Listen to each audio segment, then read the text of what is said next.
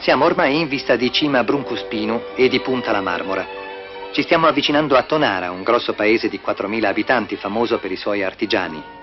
Alcuni fabbricano cucchiai di legno, taglieri, ciotole, pale per il forno. Altri campanacci per le pecore e per le mucche. Abbiamo trovato sulla nostra strada, proprio all'ingresso del paese, uno di questi artigiani e siamo entrati nella sua officina per vederlo al lavoro.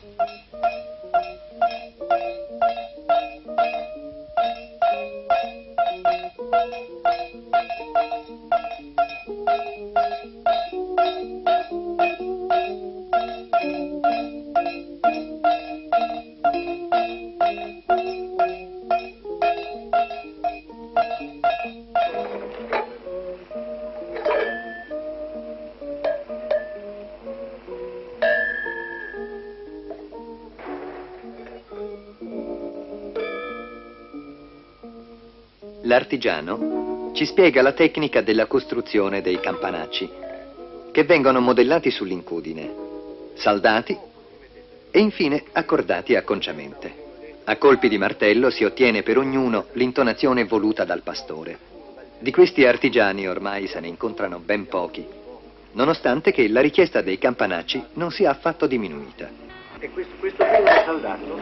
Questo ancora non è saldato, questo è, diciamo, non è saldato quello là. Questo è proprio prima di saldarlo, ancora di più. Ma il suono poi come lo regolate?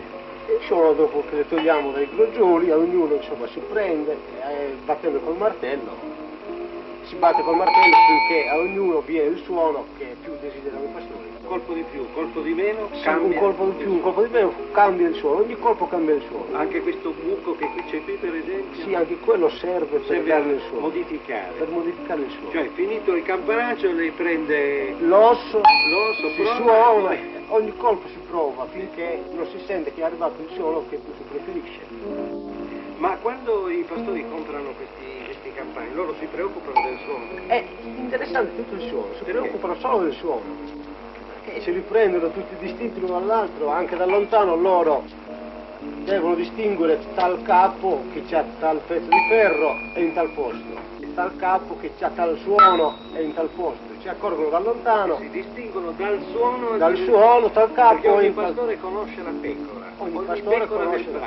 ogni pecora ha tal campanaccio e quindi loro si accorgono anche se una manca, perché tal suono non lo sentono, dicono vabbè. Specialmente quando è annebbiato d'inverno, insomma di notte, si accorgono dai campanacci. In mezzo alla nebbia loro riconoscono. Dal suono dicono tal suono non manca, quindi tal pecora può mancare, quindi dico, poi tal vacca può mancare, perché tal campanaccio non si sente. Ma questi sono da pecora o da vacca? Questi sono da pecora.